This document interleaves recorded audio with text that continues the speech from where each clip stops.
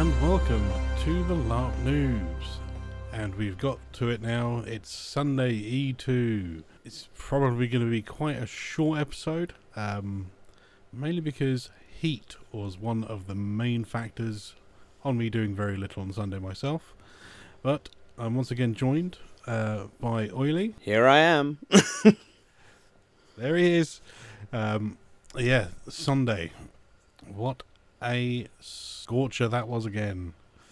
Yes, it's been lovely beach weather. I wouldn't say it's been lovely LARP weather. Yeah. It's lovely when you're in them woods, I'll tell you that. It's lovely at about 8 o'clock in the morning in the woods. Yeah. It was a very pleasant morning from what I remember, with the crows going off. Yeah. I mean, I actually quite love waking up to the sound of the crows and everything around. The same. I find it very atmospheric.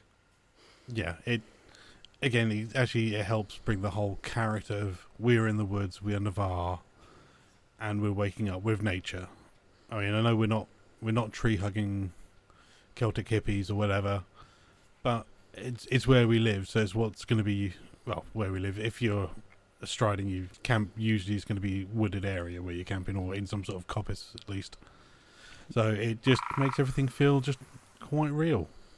Yeah, it's almost like someone's just sat in the background with like a soundboard, just sort of setting the vibe. Yeah. Okay, and crow, crow, crow, crow, crow, crow, crow. Give me more Robin. more crow. Crow, crow, crow. Distant woodpecker, crow. I'll say it is actually quite a. There's the famous the crow is the bird that can't sing but sings all the time. But it's just again, it lets you know where you are and what you're doing. Yeah, I don't often get that here. They're just not happy we're in their bit of the woods, basically. Yeah. So, and they're very vocal about us not being in their bit of the woods. Yeah, and especially this time of year, there's a lot of large birds of prey flying around as well, which that triggers them something chronic as well. If there's like a buzzard or a kite going over the top, It's they will be crazy. as loud as hell. Oh, Sunday. So you were probably up at the crack of dawn again. I think I got one of my rare LARP lay-ins. Ooh. Which by that I mean about 7:30. Yeah. So, but yeah, it was a nice little lay-in.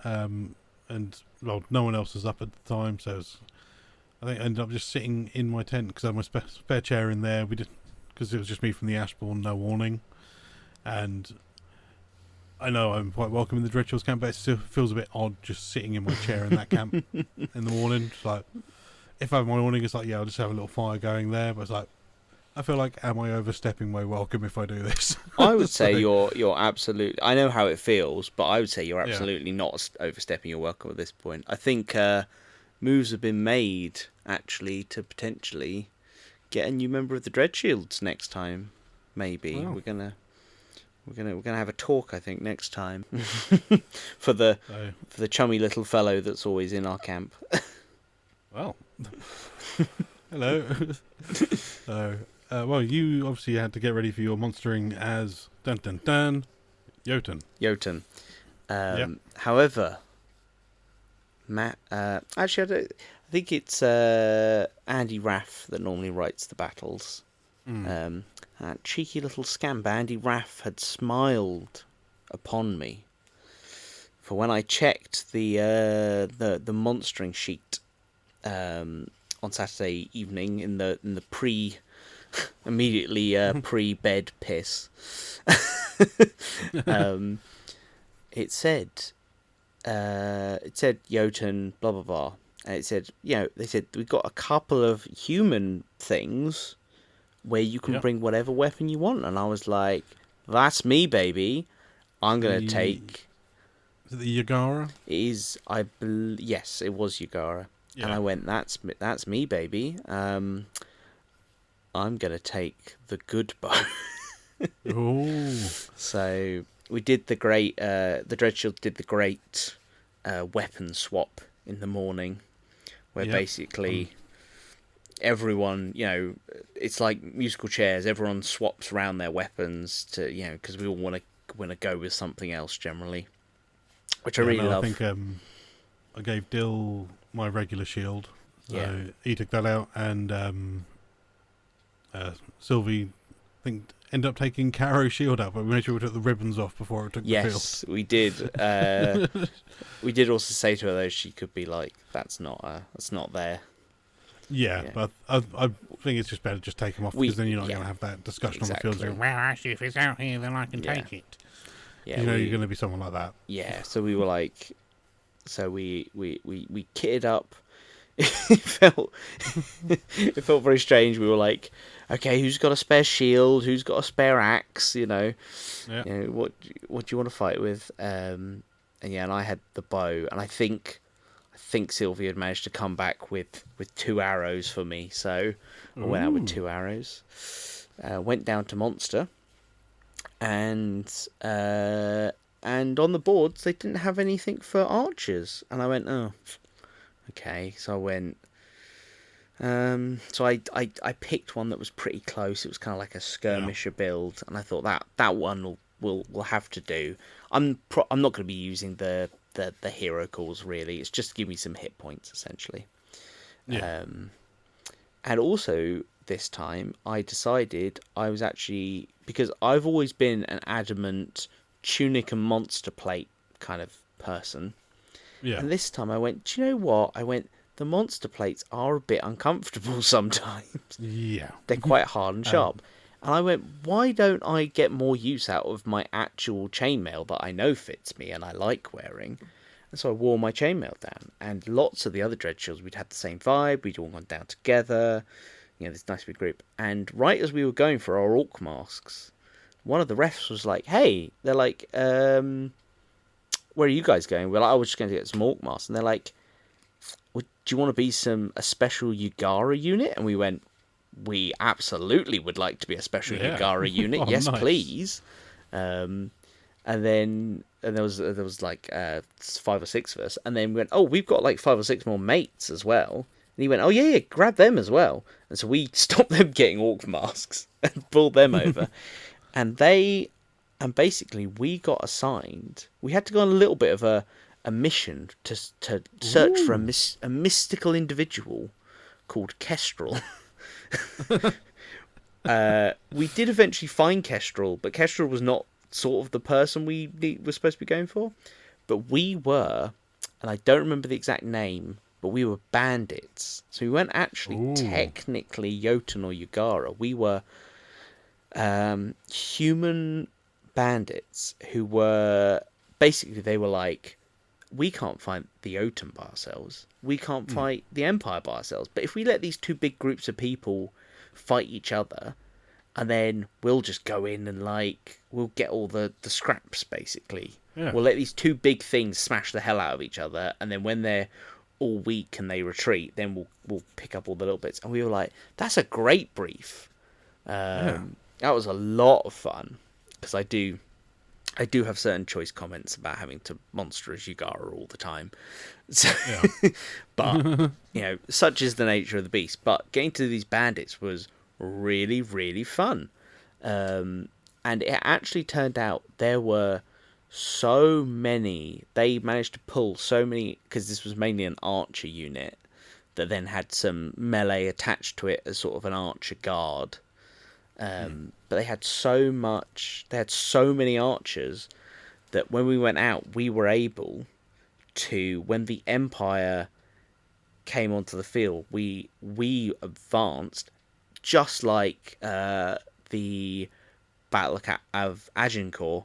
We advanced in front of, like, I'm a LARPer, I'm a big history buff.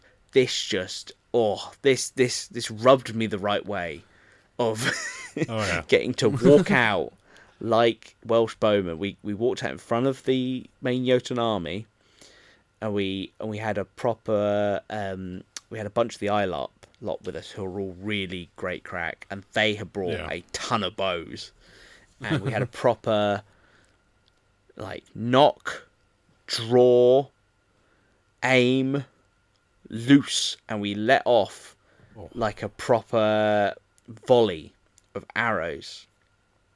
Oh. And we know, like, and it was against, I think it was like Dawn High Guard, like plate armor shields, but still, you could see them sort of flinch a bit. And I was like, man, that was cool from my point of view. I would love to have been on the other side, getting to receive an arrow volley in full plate armor, because I was like, that must be such a cool thing, because it's not something you get every day. No, it's just Yeah, it was. You could almost hear it pinging off their armor, and then immediately they were like, "Well, time to charge up the field." And we were like, "Okay, it's time for us to get out of here because we don't have time to safety." That's the only slight drawback, is if we were proper medieval archers, we could probably have got about 3 or 4 arrows off. But because obviously we don't actually want to hurt anyone, it takes your archers a little while to check their arrows properly, and so we just had to book it backwards, basically. Yeah.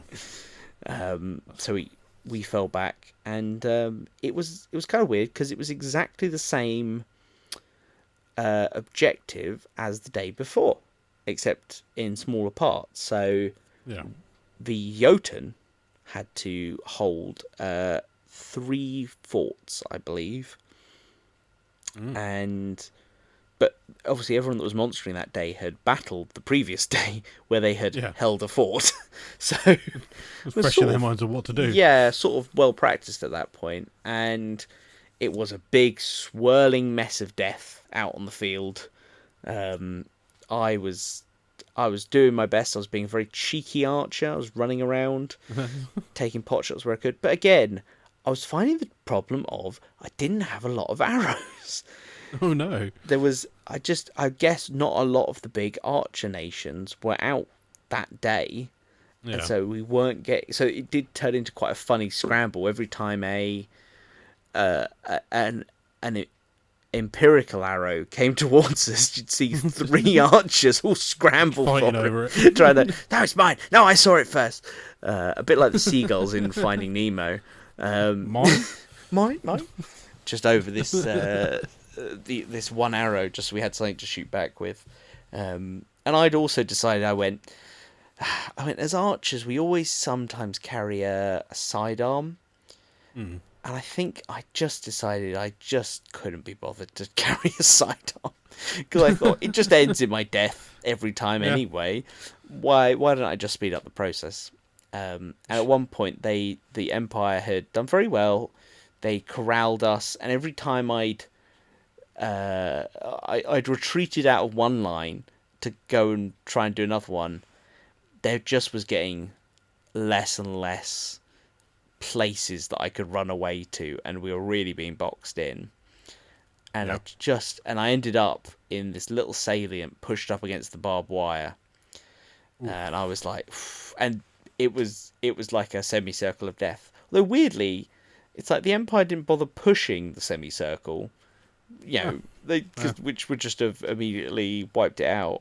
They were all a bit scared, and I was like, and I was just stood there against someone with a big shield and a big sword, full plate armor, and there's me wearing some chainmail, just a bow, and just a bow. I had nothing else, and and I was like, all right. I was like, live by the bow, die by the bow. I was having some really good banter with this high guarder, I think. And I said, how about, I'll give you whatever's in my pouch, and I'll get out of here. And they were like, yeah, all right. And I put my hand into my pouch, which is something I always have on me. And I just, as I stepped by them to leave, because they let me leave, I just handed them a single Werther's original. and they were like, oh yeah, they were actually really pleased they got a little Werther's original. Because normally that's our thing in Dread Shields, is if we have a really good fight with an orc, we'll leave them. When they're dead, we'll give them a Werther's original as like a well done. And when I'm a monster, I like to have World's Originals on me so that when people loot me, they get a World's Original, because a lot of the time I don't have like anything actual. And people are always really pleased to receive a little sweetie. They're like, oh, thanks. I'm like, no worries. So I got out there, I went back to a respawn, and then the battle had advanced into the woods at this point, to the other two forts.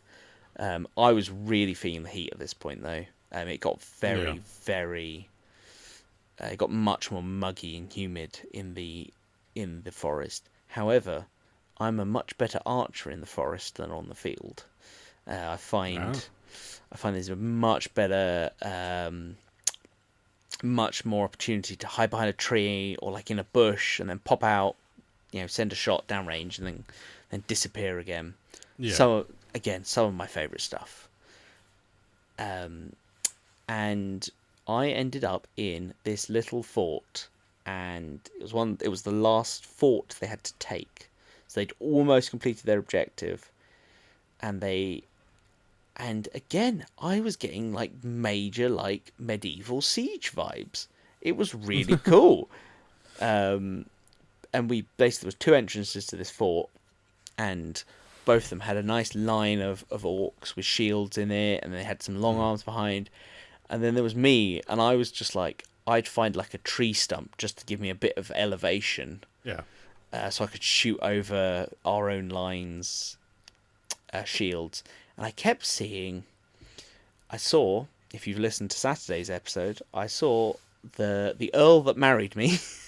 I saw her out, and I made eye contact with her. And then when she noticed me, because I wasn't wearing an orc mask, she therefore knew it was me. And I made sort of like a kissy face at her, and she was like, "Ooh," like, and I was like, "I'm watching you," And so I was sort of, I think I set a couple of arrows her way, but she was quite good at hiding behind shields. And then also, I was doing a lot of ducking out the other, because I discovered I could duck out the side of the fort, and there was a ditch in front of the fort that the Empire were going to have to go through before they got up into the fort. And because there's this whole thing about you don't want to fight in a ditch. Fighting in a ditch is awful because you're just at a disadvantage. So I've had a few fights around that fort and pulled many a 0 HP person out of that ditch. Exactly. And I went, so no one wanted to go into the ditch, apart from a bunch of us archers who were just there. So we would I basically just, same as I'd done on Saturday, I just tap someone on the shoulder. I would go, "Excuse me, mate," and I just got to open up a little gap in the shield wall. I'd walk out into the ditch, ping off a load of arrows, and because you're in the ditch, you're lower, which means that you're at nice soft leg height. Yep. So as I'd let a couple of arrows off, and then once the Empire started to notice and they were going to charge us, just hooked it back into the fort. I think it's gonna be up. I reckon there's top 3 monsterings for me. Nice. It was really good. And the Empire, they kept pushing the fort, and they get like 2 steps inside the fort, and then something would happen, and they kind of just fold again, and they pull back, and they did that like 5 times, and they just couldn't make it stick. So unfortunately, this was a loss for the Empire. But when they were retreating back out, I saw that cheeky mercenary, Leaguish Prince, Uncle Nietzsche. Oh, not that one. Yeah, with his smug troublemaker. When he had monstered at a prior event, he had inadvertently caused the death of our dear Ronan. So a lot of the Dreadshields were very keen to show him a little bit of Jotun love, but his Carter are so dedicated to him, and every time I saw him and I point the bow at him, this one super dedicated jackdaw would just like leap in front of him, like, "Get down, Mr. President!" And I was like, if only you had worse paid mercenaries. Yeah, aren't they like some of the worst paid mercenaries in? They're actually, from what I know, their reputation is that they are like they're awful. they're like the scum of the streets. But actually, I think in the grand scheme of mercenary companies within the Empire, they're actually up there for being paid. As in, and they do, you know what? They all work very hard, and they do always have a contract, which is getting harder and harder to get these days, from what I understand. So I did, and just right at the end of this battle, I had a perfect. It was the light came through the trees like a god ray, and illuminated Uncle Nietzsche's unprotected calf, because his leg armor is only on the front of his legs. Yeah. And I went, by the virtues. There you go. Guide my arrow straight into that nice soft calf.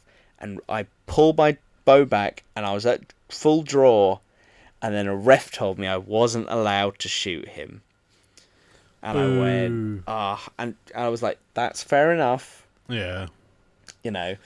But I was like, if that ref had been 1 second later in telling me not to shoot him, he might have gotten left in Jotun territory. So I'll get you next time, Uncle Nietzsche. Yeah, there's an arrow out there with your name written on it. There is. I'm gunning for him. I'm gonna get him someday. He's so smarmy about it. You should do that. You should have one arrow that you've literally just written Nietzsche on the head of, and only take it out monstering when you're again. You know he's going to be there. I've got quite a. I am very pleased to know lots of artists. Maybe I could have a small caricature portrait put on the front of him. So that was my monstering battle. Had a lot of fun. It was a little bit warm, but it wasn't too bad. And I was in quite high spirits. I was relatively pleased. How was your Sunday morning, Bung? Well, my Sunday morning started off with a minor lineage disaster, which I go to put on my go to put on my ridiculously large antlers. Snap. No. Yeah, the band snapped in half. Oh. I'm like, oh crap. So I'm like, alright, I need to go to the traders, see if anyone's got like either an Alice band or, in fact, first thing I'm going to do is the guys who made the antlers are, I think is it Genosis or Gnosis? Yeah. Studios. They were where I bought the first set of antlers, so I thought, well, I'll go see what they've got. And they had a set nearly identical. It's got a few more prongs on it, but same height, same colour. And I was just like, you know what? Take my money. So I've got a new set of antlers. I also have the old antlers still, which I'm thinking I might try and figure out a way of attaching them to something to wear on my head. In a sort of a different manner to the Alice band. That is absolutely crazy, because I remember looking at you on Sunday and thinking, has he always had that many prongs on his antlers? I remember staring at you and I went, no, it must be me. Like, it must be me.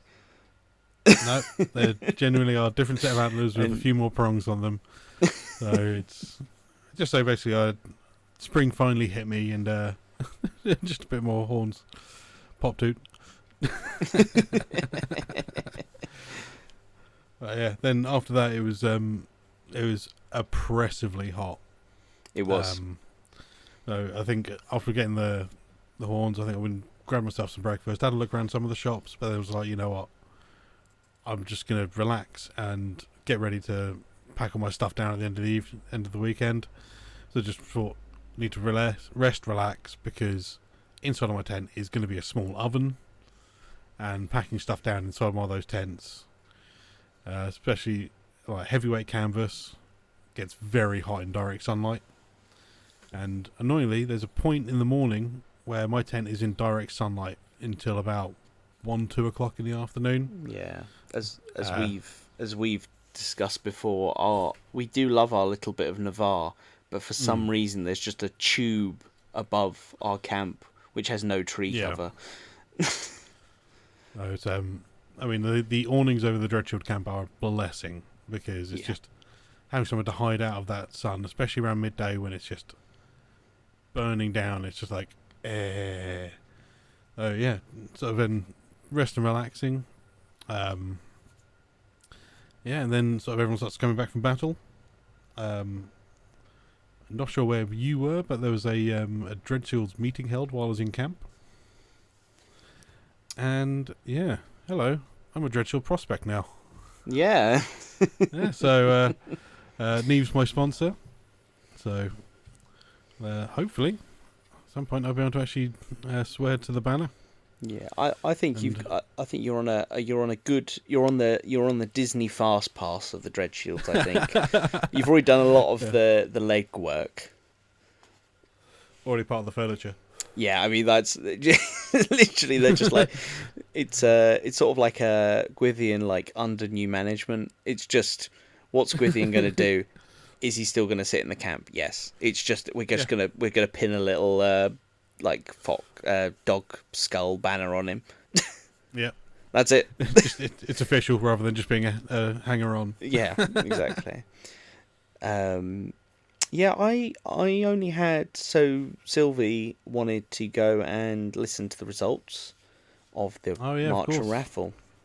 So I think I sat around for a little bit and just kind of seeped in the heat, and then kind of I put on the Pit of Ambition shirt, which is my dedicated Sunday shirt. I had to explain the Pit of Ambition to Sylvie. Which was quite funny. Oh dear. Yeah. And then off to the march as we went, we definitely got the vibe that the Marcher stamp raffle was mainly a Marcher thing, even though there was no limit on who could enter it. But both Cricket and Sylvie both had their entries. And I believe there were some great prizes. There were some very generous prizes. I think there was a custom hood was the first prize. Ooh.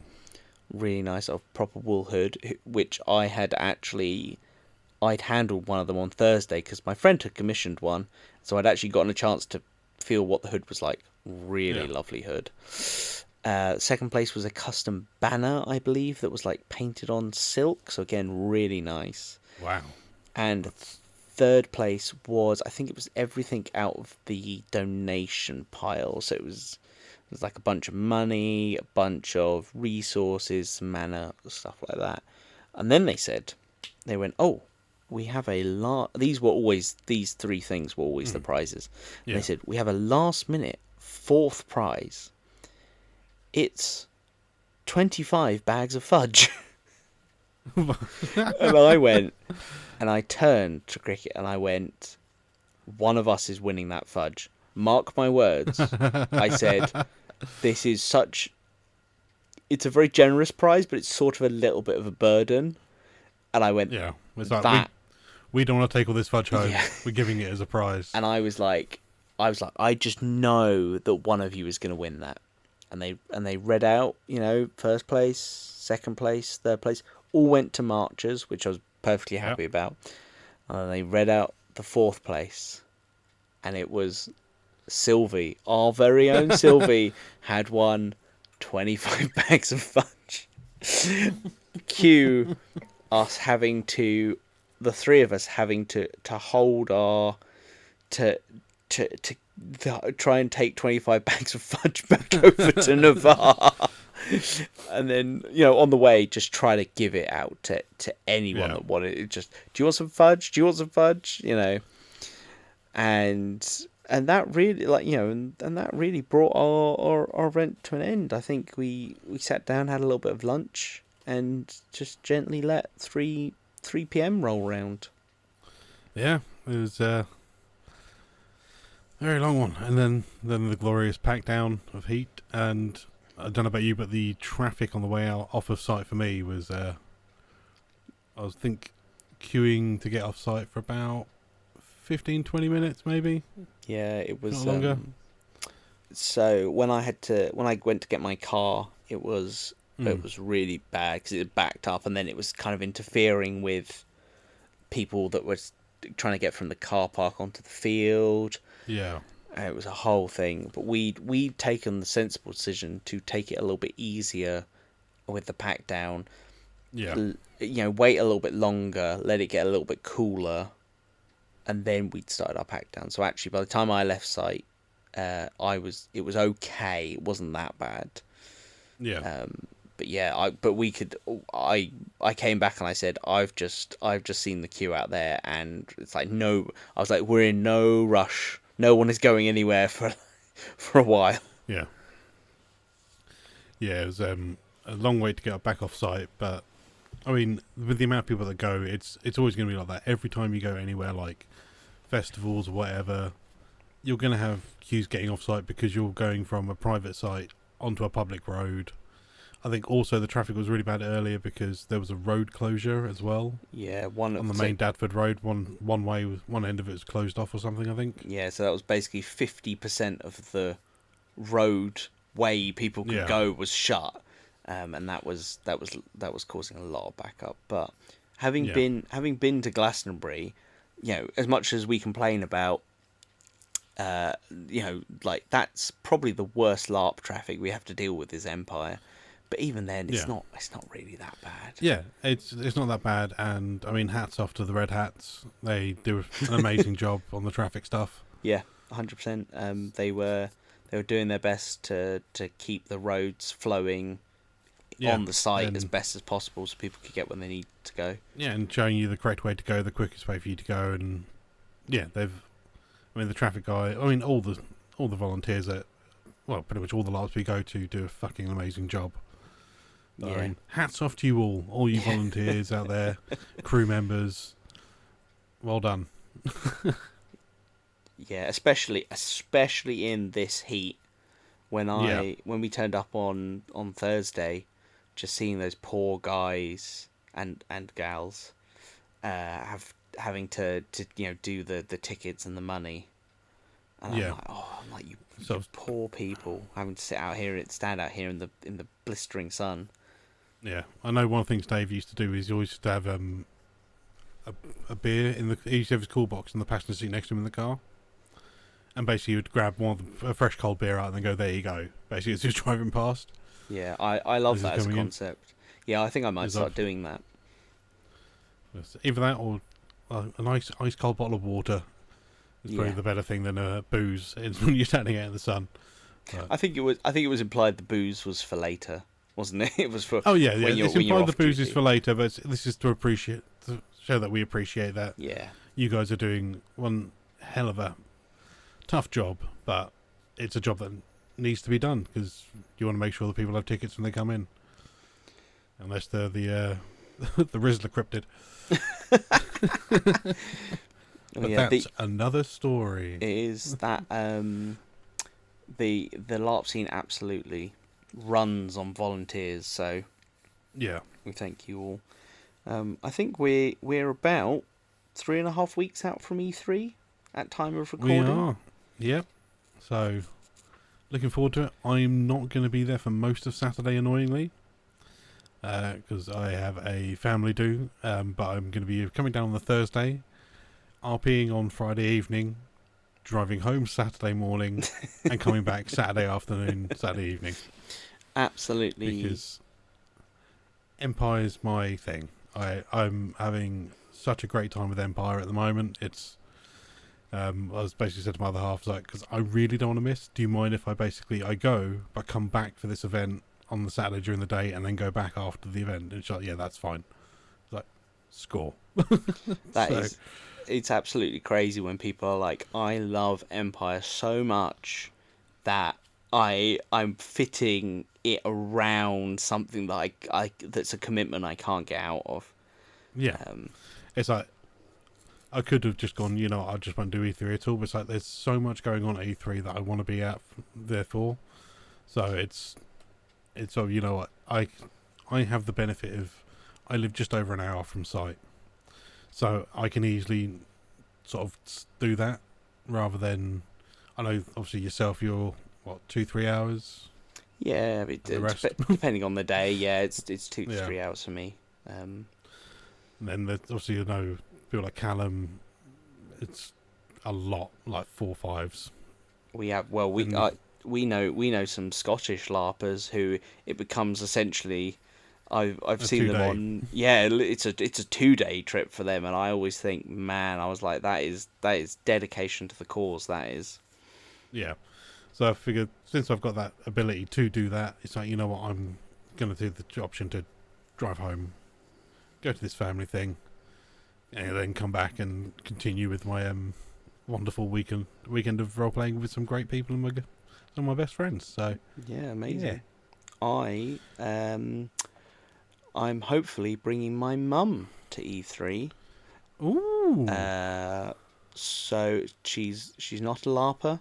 She's never done anything like this before. She's an avid camper though, but she's been hearing about this since I started making my kit in COVID. So I think that's gonna be a lot of fun. Is bringing her to this nice, this lovely, welcoming sort of festival atmosphere. I think she'll have a great time. We'll make sure on our best behaviour. Yeah, so I've got to put all the bloody stabby dread shields on their best behaviour because my mum's going to be there. What Murdoch bring his mum for? Yeah, that is the conversation we've got to have, which is she playing Murdoch's mum? Which I think would be very funny. Is Murdoch getting clipped round the ear by his mum? Yeah, I think that has to be done. Yeah, so I'm looking forward to that. But we will chat about that in a few weeks when we're coming up to it. We will. Well, once again, thank you very much to all of our listeners, especially to our Patreon supporters. You let us continue to do this. Obviously, no obligation to join our Patreon or anything like that, but by supporting us by commenting on our Facebook posts or leaving us a review for our podcast or anything like that, and sharing. If you know anyone who's interested in LARP, obviously feel free to shoot them over. Check out us, or even there are other LARP podcasts available, like LARPs and is it Traps or Carps or something? But yeah, and I mean, last time for E2, strength to the Empire. Strength to Navarre. Hey! Woo! Hey!